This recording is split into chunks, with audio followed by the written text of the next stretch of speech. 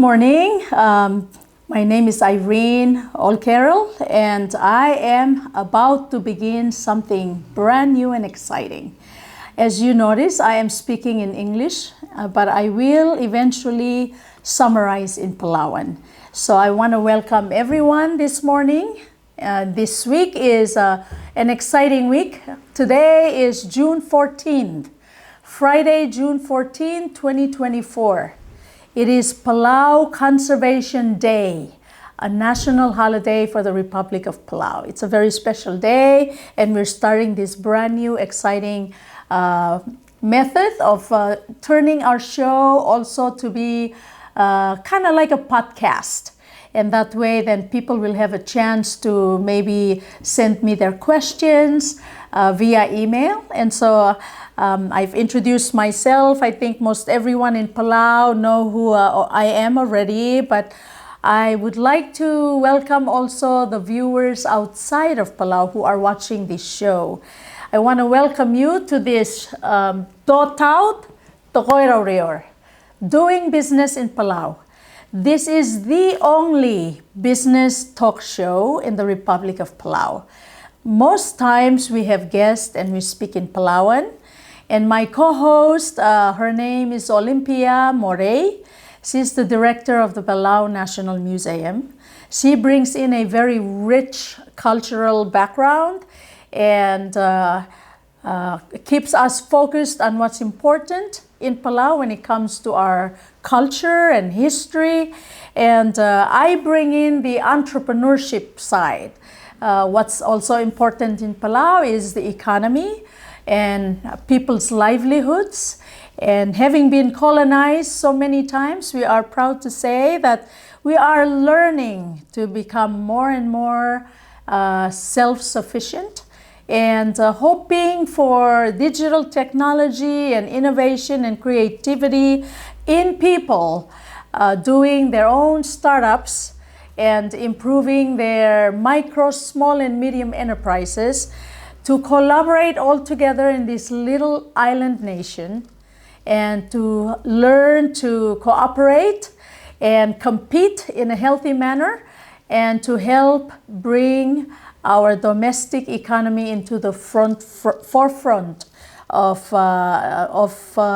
the business environment in Palau. Now, why is it important to have culture and entrepreneurship working together? Why? There are many reasons. Let's take my example as a little illustration. You know, I was away from Palau for nearly 15 years. As most young Palauans, we graduate here from high school. And before, we didn't really have a college. We had a 2-year vocational school, but most of us went outside to go to college and university, either in the US, Hawaii, Guam, Japan. Many people are going to Taiwan these days. But then we always have our heart and soul is always thinking of home, our homeland, Palau. So we come back and we think, okay, I've gotten my education, I've gone through many life experiences. Now, what can I do to contribute to the country as a whole, to my family, my community? It is important to be a part of a community as a Palauan that is ingrained in our culture. So now we have gone through the COVID pandemic recently, and we experienced a lockdown starting in March of 2020. There were no airplanes coming to Palau, no ships coming into Palau. What could we do as a country that is a group of 350 islands, small and remote in the middle of the Pacific Ocean, and with our very small population of around 18,000 people? Now, our population in Palau is enriched with a lot of multicultural ethnicities that comes from us being colonized a few times. Discovered by the English, colonized by Spain, and then Germany, then Japan, then America. So in each of us, we are not entirely pure. Although we are happy to call ourselves indigenous islanders of Palau, we actually are very blessed to have our multi-faceted ethnicities in the community, in our country, where our culture has evolved.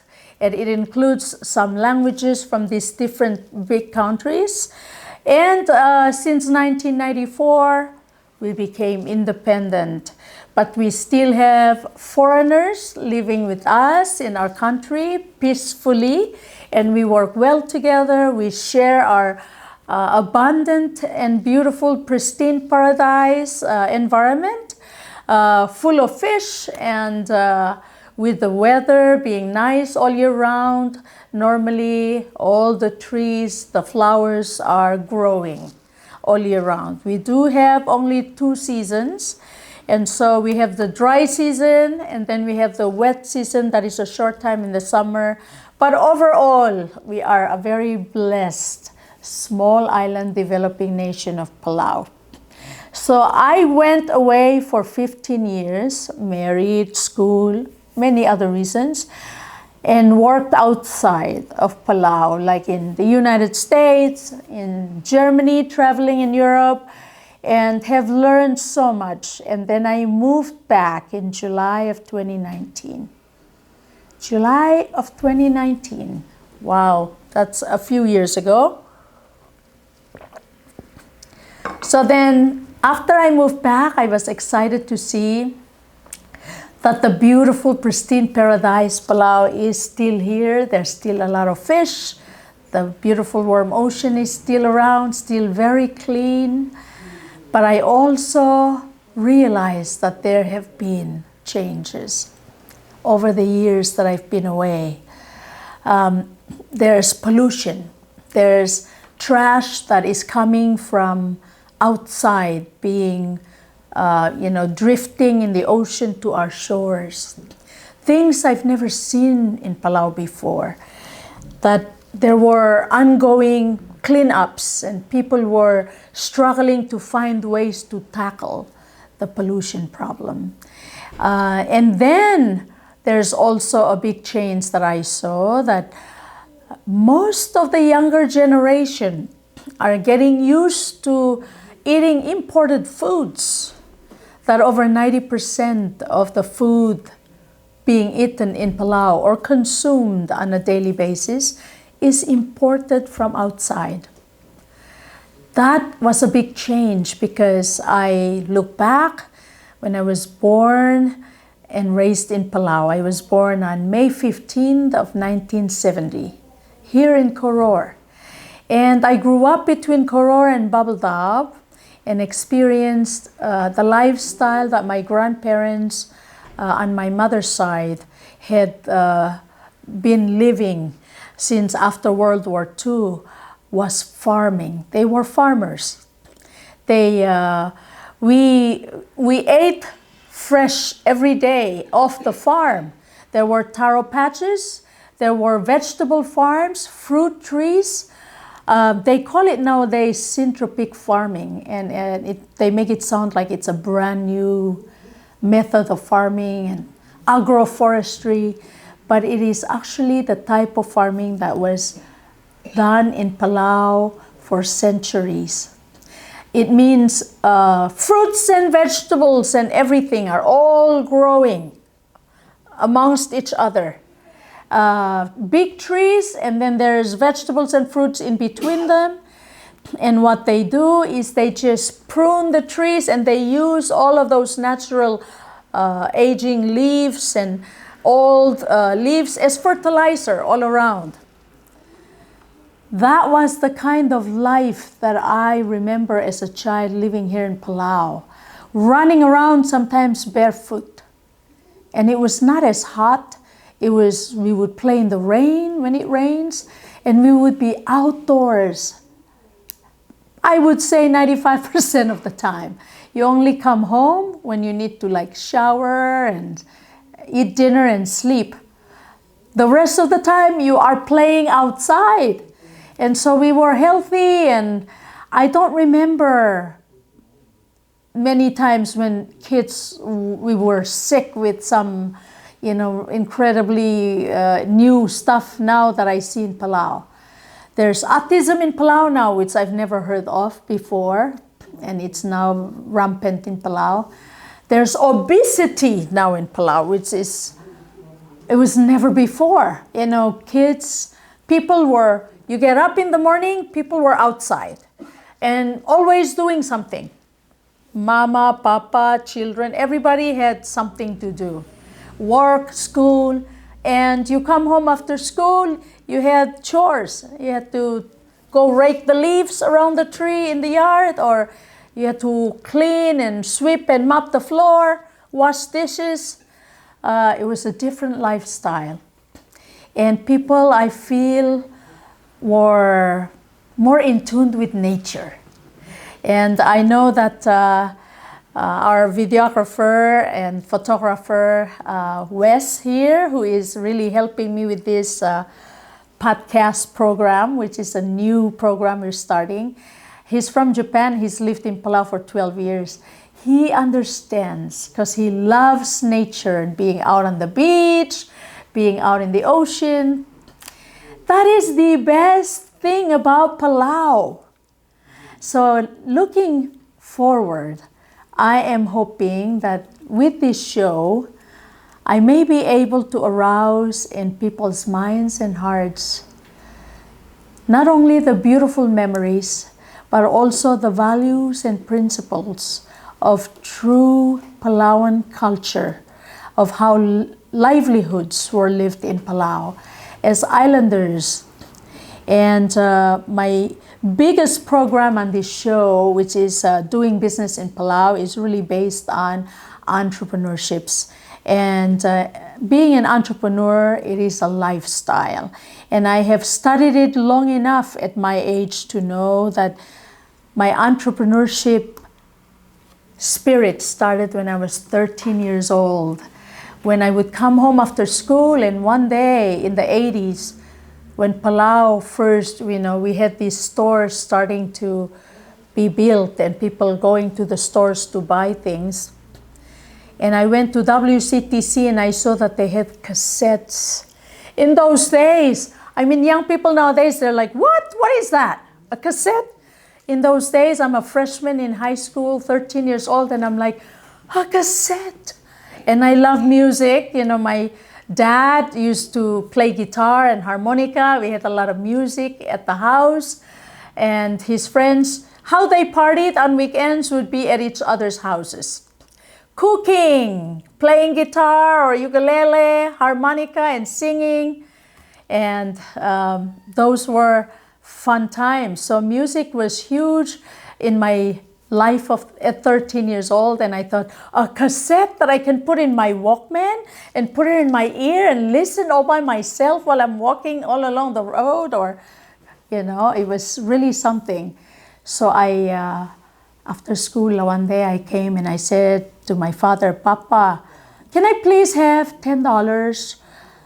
And he said, what for? And I said, I really want to buy cassettes. What's cassettes? Cassettes at the store. It's music. It's these famous people in America who sing and they put it on cassette tapes this big. And I can put it in my Walkman and listen. So I really would like to have to go buy a cassette.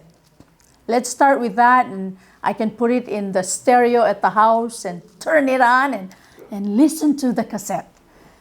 And my father set me down and he said to me, okay, I think it's time to explain to you what the difference is between needs and wants. And he said it all in Palauan. And then he said it in English. He said, your mother and I have been providing you and your sisters all of your needs. You have a roof over your head, clothes on your body to wear, your school is being paid for, you have food on the table to eat, you have shoes on your feet, you have notebooks, you have everything you need. Now, let's think about this cassette. Is that a need or a want? What do you think? So I suddenly at 13 years old, a light bulb came on and I said, I suppose it's a want. And my father said, okay, good, we agree, it's a want. Now, why don't you come up with your own idea of what to do to earn, to get what you want? Because your mother and I have provided you all of your needs. It sunk in. At first, I was, you're young kid, teenager, peer pressure. You like to be in on the in crowd. So I was not so happy. But then I thought about his words. I went to school the next day. I came back home. And I was thinking about it very hard. How am I going to get that cassette? It's what I want. You know, at 13, sometimes if you find something that you want, you cannot think about anything else but that.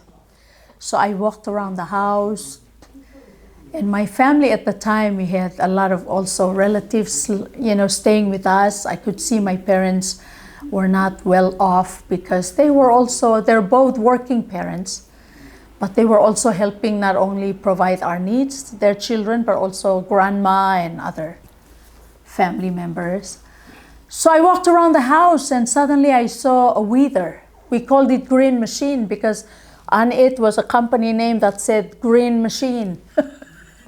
So we called the weather Green Machine. I saw it hanging and I thought, oh, I can learn to use that. So I took the Green Machine, put it on myself, and I went next door of our house. And luckily next door lived a man and his wife, and he was a senator at the time. And so I knocked on the door.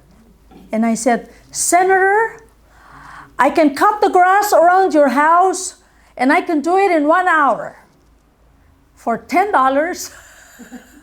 And the senator kind of looked at me, he grabbed the $10 out of his pocket and he shoved it in my hand and closed the door on my face. And I'm like, okay. I looked, my little watch, and then I said, I'm going to cut the grass in 1 hour. At the time, I had no idea what minimum wage was. I had no idea what you earn what for an hour. I just thought I have energy, I'm healthy, I can do this. I can cut the grass. And I will cut the grass all around this house and I will not stop. I will cut it all, finish it in 1 hour. Because I wanted that $10. Why? Because I wanted that cassette.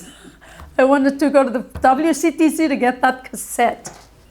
So I did. That was when my entrepreneurial spirit was born.